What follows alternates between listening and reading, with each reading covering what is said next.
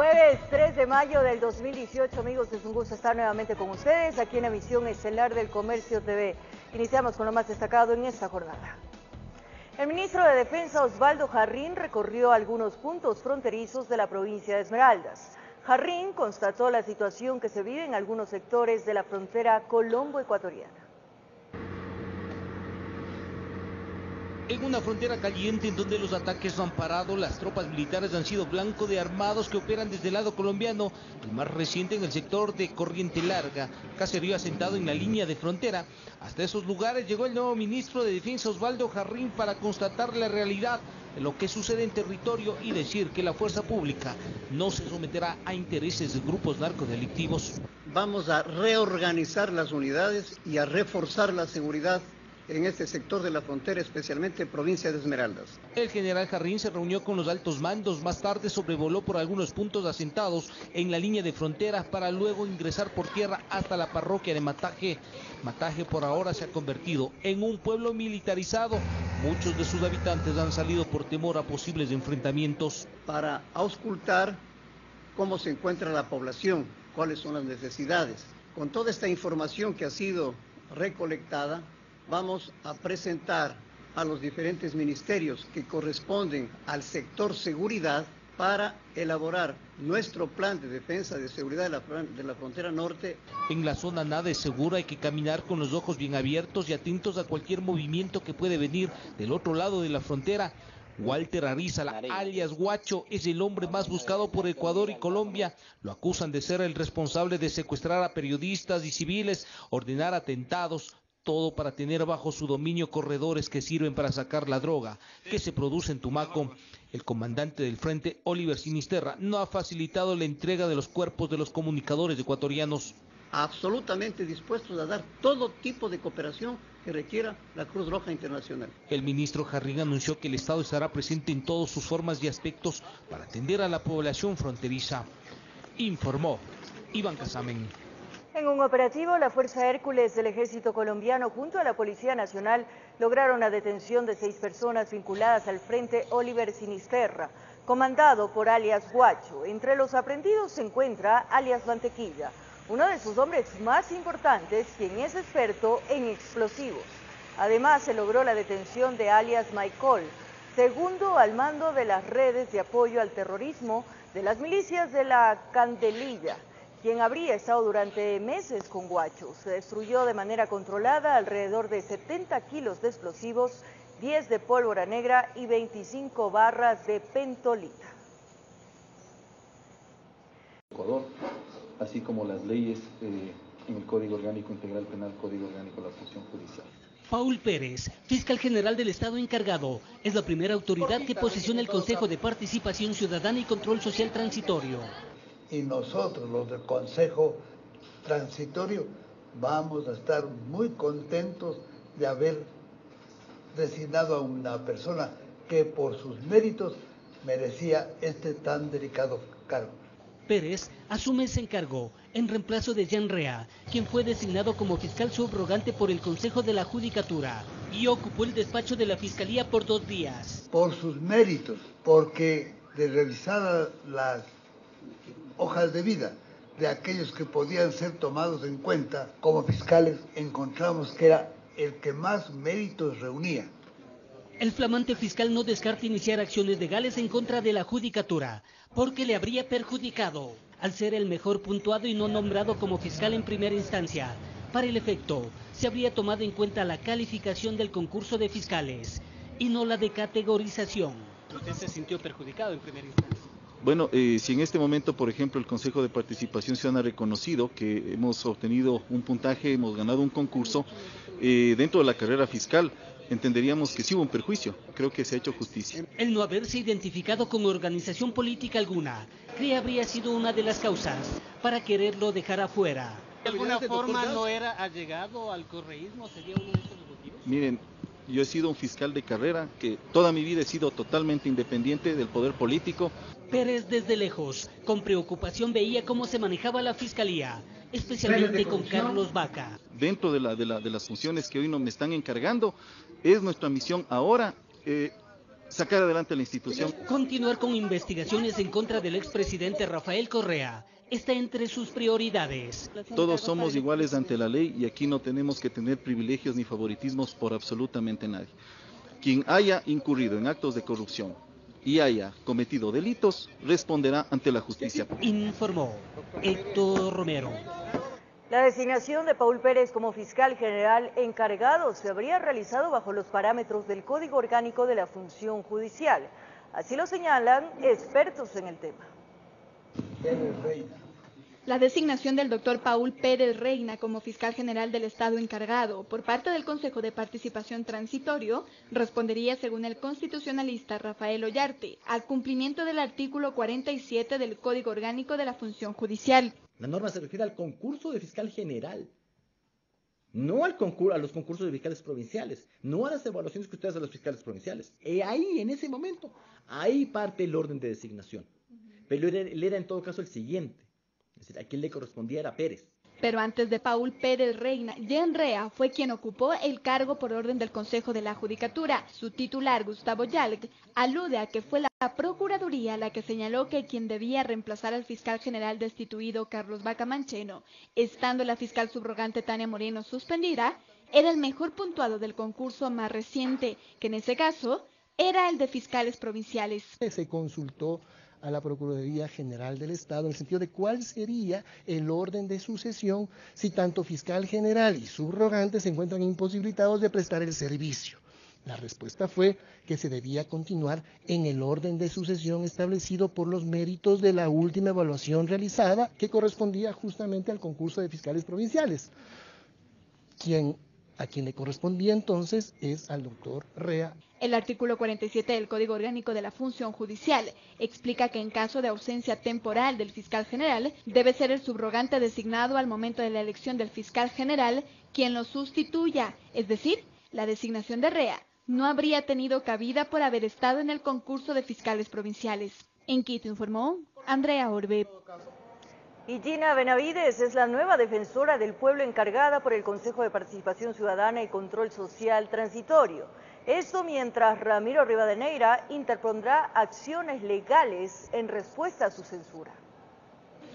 Como no podía ser de otra forma, Ramiro Rivadeneira, hasta este miércoles defensor del pueblo, salió al frente de su remoción del cargo con críticas al Consejo de Participación Ciudadana y Control Social Transitorio.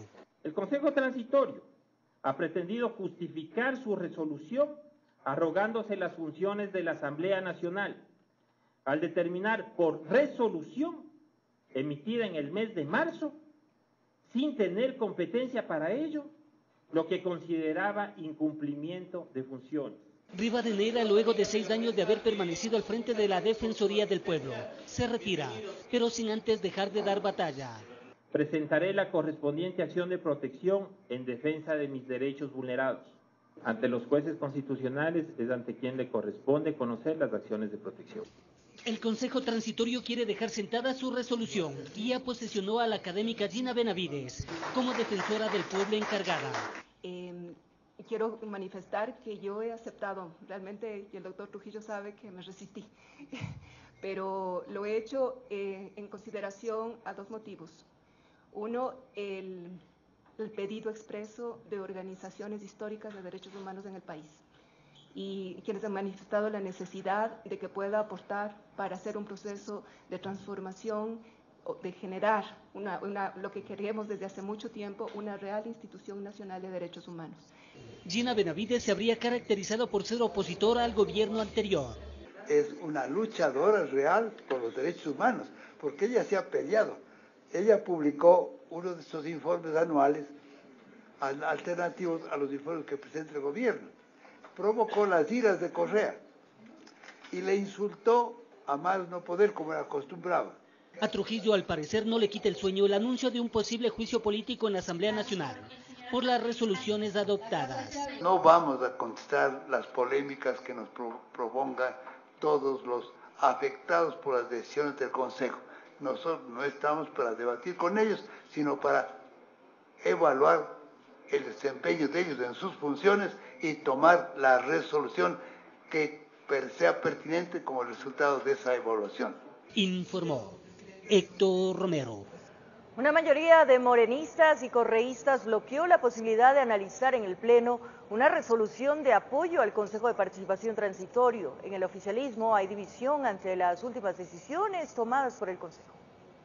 La propuesta la había presentado el opositor Luis Pachala: cambiar el orden del día para dar paso a una resolución de apoyo a las acciones del Consejo de Participación Transitorio y sus últimas decisiones. Es necesario que la Asamblea Nacional institucionalmente se pronuncie en forma diáfana y consecuentemente respaldando al Consejo de Participación Ciudadana y Control Social Transitorio. Pero una mayoría de correístas y morenistas bloquearon el pedido. La única que votó a favor fue la presidenta de la Asamblea. Los oficialistas dicen que no era prudente que la Asamblea dé un apoyo tácito al Consejo, sin dejar en claro que la legislatura los puede fiscalizar. Tenemos algunas preocupaciones en torno a algunas acciones que realiza el Consejo y por tal motivo decidimos más bien no dar paso a esta resolución de apoyo y más bien mantenernos dentro de nuestro rol de fiscalizador y estar alertas a las acciones que realice esta instancia, ¿no? Pero los correístas son más radicales. Dicen que el Consejo de Participación Transitorio está actuando fuera de la ley. Y aquí lo grave es que se está violentando el Estado de Derecho, que no se está fortaleciendo la democracia. Hoy lo hacen contra unos, mañana lo harán contra otros. Es que la preocupación de algunos es que el Consejo se esté extralimitando en funciones, y así lo dejaron en claro en el Pleno. Por poner un ejemplo, el día de hoy fue posesionado por el Consejo Transitorio el nuevo fiscal del país, cuando claramente la Constitución y la ley establece de que el Consejo de Participación Ciudadana elegirá sus autoridades, pero será la Asamblea quien las posicione para el cumplimiento de sus funciones. Este tipo de accionar generan a veces ciertas dudas. Aunque hay otros oficialistas que apoyan de plano al Consejo.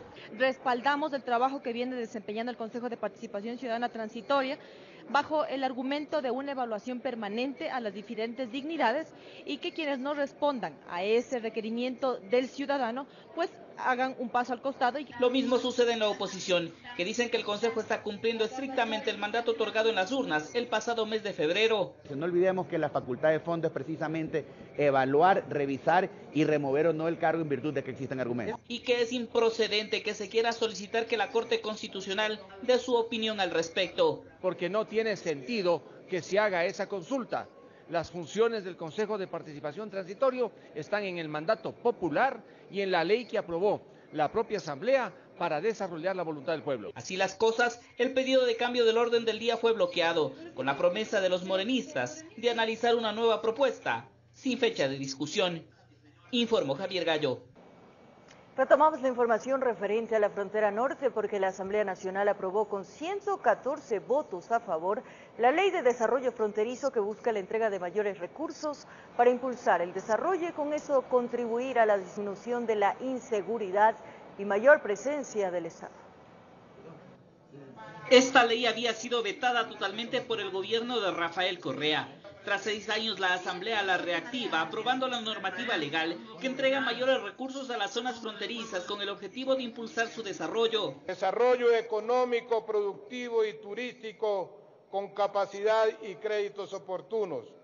Fortalecimiento de las acciones de cooperación con organismos internacionales.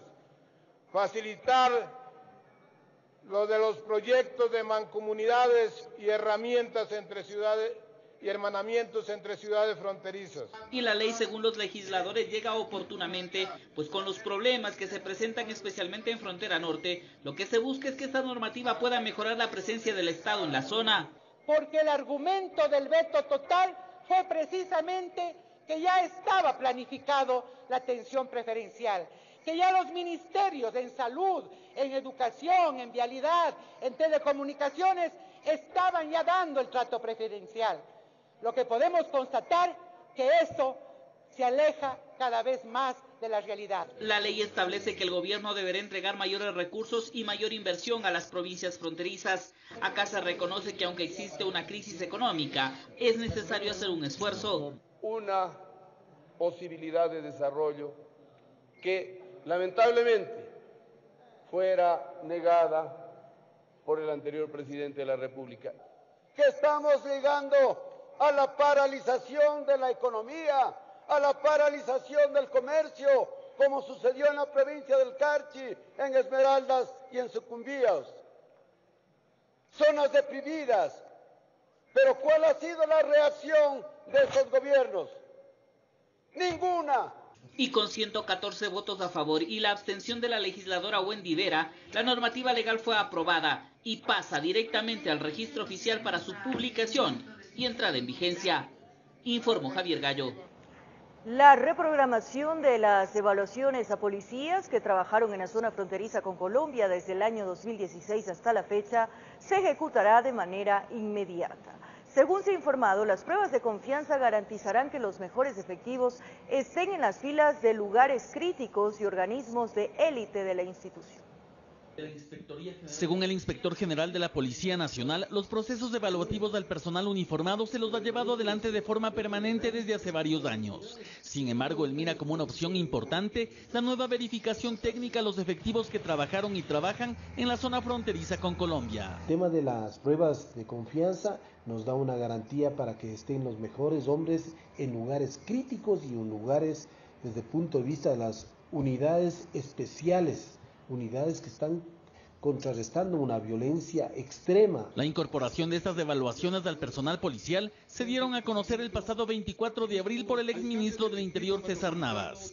Una evaluación de la gestión en la frontera, de los policías que han estado en este territorio durante los periodos 2016 y 2017.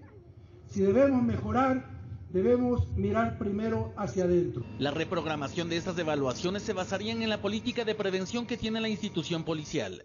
Es así que, según se dijo, la prueba de confianza a sus efectivos mediante el polígrafo será indispensable. El comandante de las subzonas fronterizas, que es Carchi, Sucumbíos y Esmeraldas, pueden solicitarnos y nosotros le hacemos la programación para que puedan venir acá a la inspectoría y lo haremos, que tiene una duración más o menos de 2 a 3 horas a cada funcionario. Esta evaluación que se realiza a los policías que trabajaron desde el año 2016 en la frontera con Colombia no tienen ningún componente adicional a los que ya ha venido utilizando la institución policial.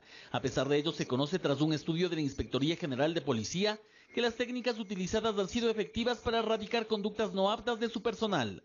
Esto según se muestra en los datos referentes al periodo 2013-2017. Vemos en Esmeraldas, 460 al 2013, 2016 417 y hemos terminado en el año anterior con 287, es decir que una variación de menos 125 en tema de sanciones disciplinarias. ¿Qué quiere decir esto? Que ha habido menos acciones ilegales dentro del punto de vista del ser humano policía. Este mismo estudio confirma que gracias a las evaluaciones permanentes de la institución policial, durante el periodo 2013-2017 fueron desvinculados por malas conductas o cometimientos de delitos 130 efectivos en Esmeraldas, 24 en Sucumbíos y 14 en Carchi. En total a nivel nacional hemos tenido 965 policías que han sido cesados. De otra parte, un examen toxicológico también formaría parte de estas evaluaciones integrales, siendo el objetivo la prevención y erradicación al interior de la institución policial las enfermedades que tienen que ver con la adicción a sustancias sujetas a fiscalización. Nosotros le hacemos una orientación a nuestro funcionario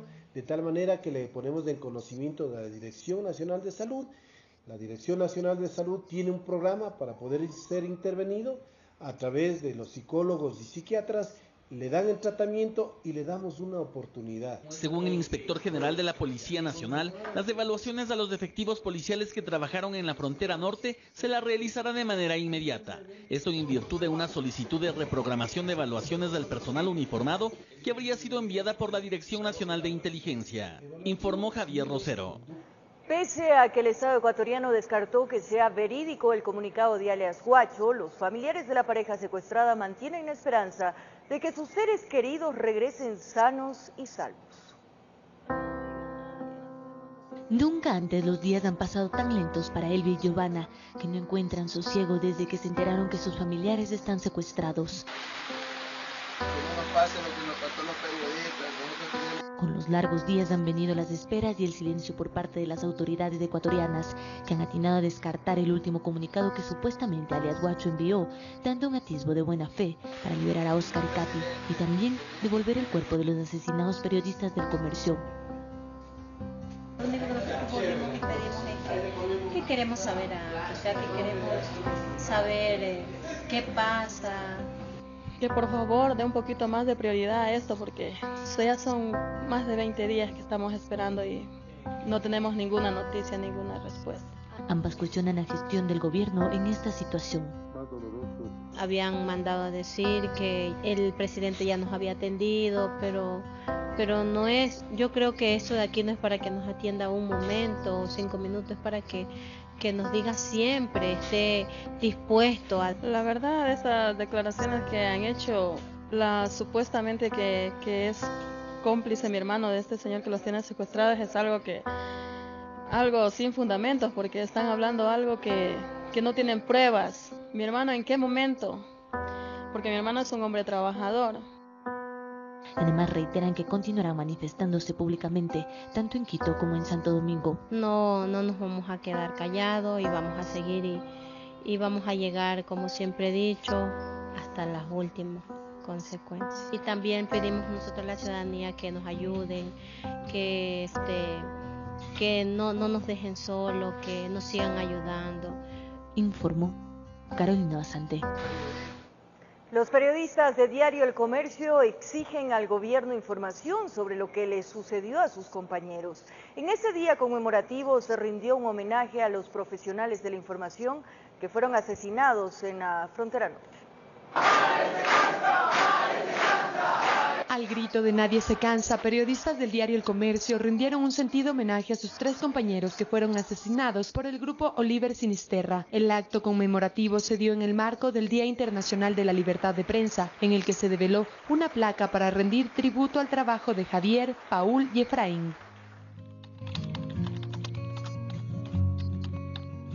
Esos fueron algunos de los titulares de los reportajes que realizó Javier Ortega. Desde el 2013, el periodista empezó a tratar temas de narcotráfico.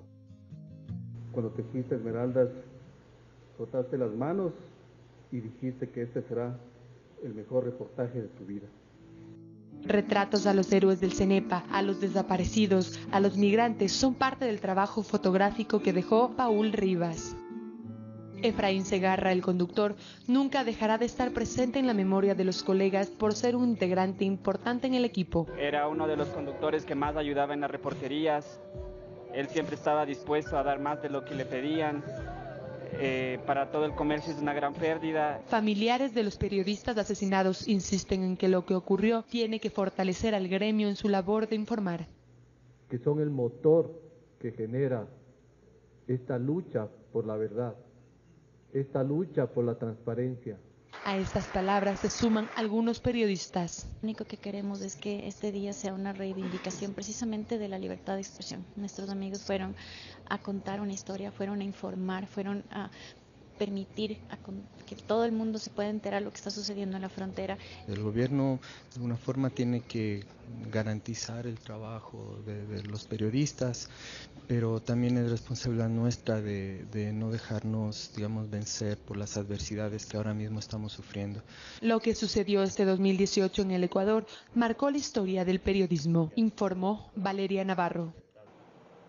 Y en conmemoración del Día Mundial de la Libertad de Expresión, el gremio de periodistas rindieron un homenaje a Javier, Paul y Efraín, equipo periodístico secuestrado y asesinado por grupos armados en la frontera. Aprovecharon para exigir al gobierno garantías para continuar ejerciendo la profesión. Con globos, banderas y vestidos con ropa blanca se concentraron en el Boulevard de las Naciones Unidas, en el norte de la ciudad.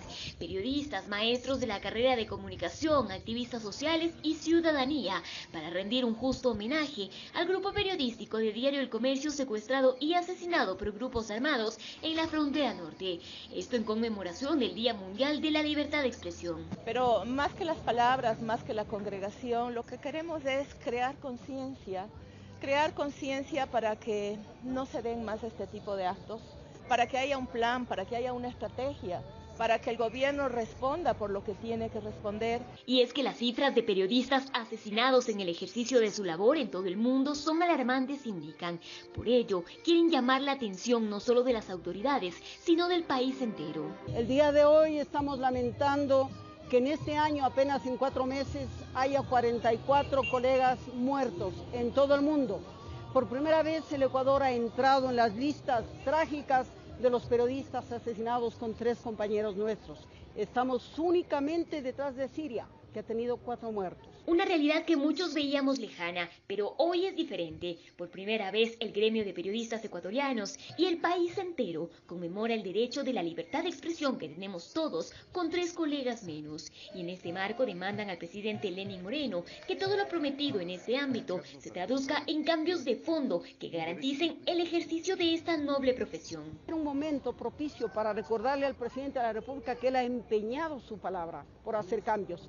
Que el sacrificio de nuestros compañeros no sea en vano, que el sacrificio de todos quienes durante una década hicieron frente al acoso del anterior régimen no sea en vano. En este marco, el primer mandatario también se refirió al tema durante un mensaje que envió a periodistas y al país entero. Ratificó su compromiso de garantizar la libertad de expresión, por lo cual la mejor iniciativa que se puede promover como gobierno es avanzar en cambios normativos, se expresó. Mucho por hacer y un paso decisivo será la reforma a la Ley Orgánica de Comunicación.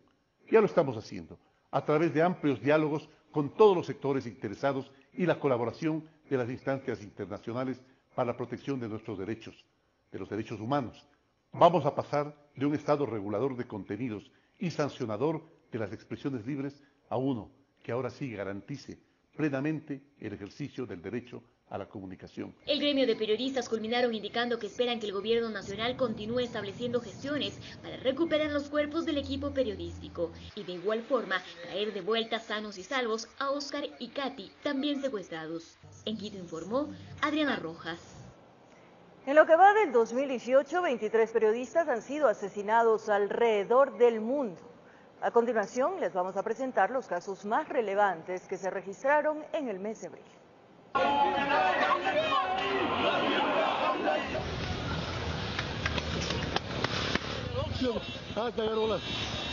El periodismo es uno de los oficios más riesgosos del mundo. Quienes ejercen esta profesión están expuestos a atentados, secuestros, tortura y extorsiones. En lo que va del 2018, 23 periodistas han sido asesinados y 176 encarcelados en distintos países. Las cifras recopiladas por Reporteros Sin Fronteras son alarmantes. 30 de abril, 9 periodistas fueron aniquilados en Kabul, capital de Afganistán. Un militante de ISIS se inmoló en una cobertura en donde se encontraban varios profesionales de la comunicación. Una de las víctimas fue el fotógrafo Saam Maray, quien con su cámara capturaba impactantes imágenes sobre lo que sucede en Medio Oriente. Todo, diablo. ¡Ángel! 21 de abril, Guatemala. El periodista Ángel Gaona fue asesinado mientras cubría en vivo las manifestaciones contra el régimen de Daniel Ortega, quien mediante decreto ejecutivo intentó hacer reformas al seguro social. Ese mismo mes, Ecuador sufrió la pérdida de 2 periodistas y un colaborador. Paul Rivas, Javier Ortega y Efraín Segarra fueron asesinados por el grupo disidente de las FARC Oliver Sinisterra a mando de alias Guacho. Javier hizo su primer reportaje sobre el narcotráfico en la frontera en el año 2013 y desde entonces dio seguimiento al tema. La verdad no se calla, ni con muertos ni con balas. Brasil, India, México, Nicaragua, Pakistán, Palestina, Eslovaquia, Yemen son otros de los países en donde la guerra, el crimen organizado, el terrorismo e incluso ciertos políticos intentan a todo precio silenciar información. Informó Valeria Navarro. Es un placer, amigos, seguir con ustedes aquí en El Comercio TV. Como lo anunciamos, en Santo Domingo de los Áchilas, autoridades decomisaron 10 paquetes de cocaína. 4 personas, entre ellos 2 menores de edad, fueron detenidos. Objetivo 51 se denominó el operativo, que permitió el decomiso de 10 paquetes de cocaína en Santo Domingo. En el sector del terminal terrestre, nuestros agentes e investigadores toman los recaudos respectivos y realizan la interceptación del vehículo antes descrito, pudiendo encontrar primero como evidencias en el interior del mismo 10.462 gramos de una sustancia blanquecina. Se presume que el vehículo que transportaba el alcaloide salió desde Esmeraldas con 4 tripulantes. 2 adultos y 2 menores de edad. Los 2 menores de edad fueron inmediatamente, como manda la ley, puestos a disposición en coordinación con la Dirección Especializada de Niños, Niñas y Adolescentes, la DINAPEN. Aquí, uno de los adultos cuenta con historial delictivo. Cristian M., ecuatoriano de 30 años de edad, registra 5 antecedentes policiales por diferentes delitos y en compañía también fue detenida la señorita Estefanía E., ecuatoriana de 27 años de edad, quien no registra antecedentes policiales. Al parecer, la droga estaba destinada al consumo interno y tendría un alto valor. Esto es para el consumo interno, se va aumentando el valor. Al mercado ecuatoriano $30.000, pero en la subdistribución que hacen estas organizaciones dedicadas al microexpendio podría hasta triplicar su valor. Desde Santo Domingo de los Áchilas informó Gisela Moreira. En el sur de Quito, líder de pandilla juvenil fue asesinado de 2 disparos a la altura del tórax. Aparentemente se trataría de un caso de sicariato. El fallecido fue sorprendido al interior de una picantería. Era conocido en su mundo con el alias de Yaco, el líder de los denominados vatos locos. No sabía que estaba sentado en la mesa equivocada, que a su lado el fantasma de la muerte lo abrazaba de cerca. Cuando compartía con otros amigos en una picantería ubicada en la calle Sosoranga, en el sector de Solanda, llegó una moto con 2 ocupantes.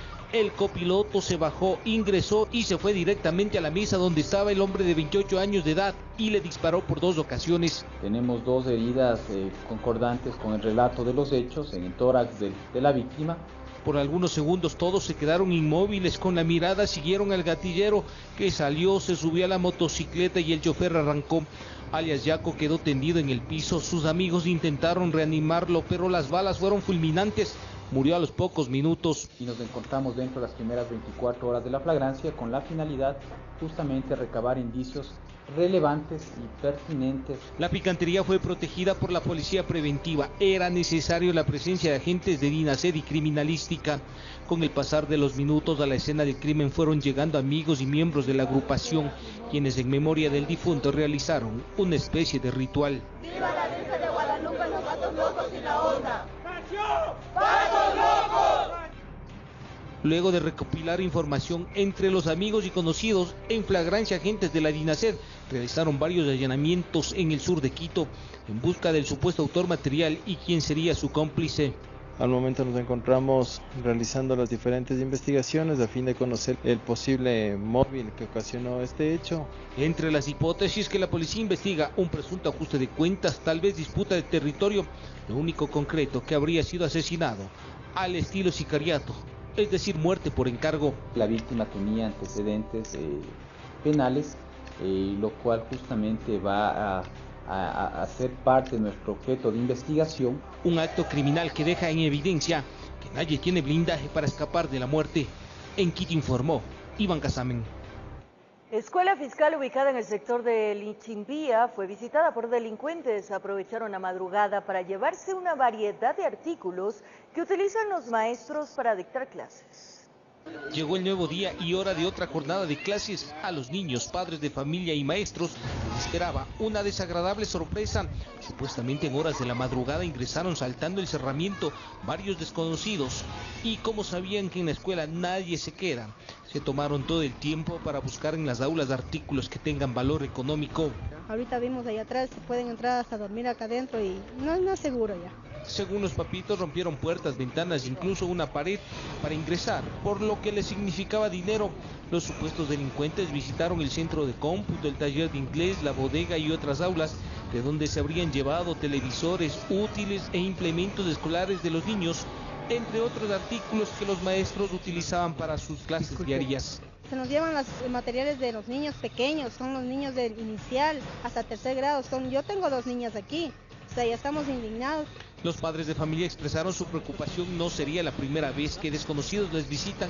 Esta sería la 5ª ocasión. A pesar de haber antecedentes, denuncian que no se han tomado los correctivos del caso. Se llevaron equipo, donde estudia la niña me le llevaron el tele, la radio, o sea, ya esto es prácticamente, el rector está hermético. La policía llegó en busca de evidencias, huellas o algo que pueda llevar a dar con los sospechosos. Una versión oficial del director del plantel fiscal mixto no fue posible. Se limitó a decir que como servidor público no puede dar entrevistas. Se han llevado todos, son el que a nosotros nos piden en la lista de útiles al inicio de clases, y todo eso se han llevado. Lo cierto que con los robos los únicos perjudicados los niños, quienes se quedan sin los instrumentos y materiales para las clases didácticas. En Quito informó Iván Casamen. Un adolescente deberá cumplir sanciones socioeducativas por realizar una alerta falsa de bomba en el Colegio Fiscal Campos Coello, en el norte de Guayaquil. A nivel nacional se han registrado 53 amenazas y detenido a 7 personas quienes podrían ser sancionadas con penas que van desde los 15 días hasta los 13 años de prisión. La inspección del celular utilizado por 2 adolescentes permitió constatar que uno de ellos fue el cerebro de una falsa alerta de bomba en el Colegio Francisco Campos Coello, norte de Guayaquil. Lo confirmó el director de la Judicatura en el Consejo Provincial de Seguridad. 5 horas de trabajo comunitario, la redacción de un ensayo y las disculpas públicas.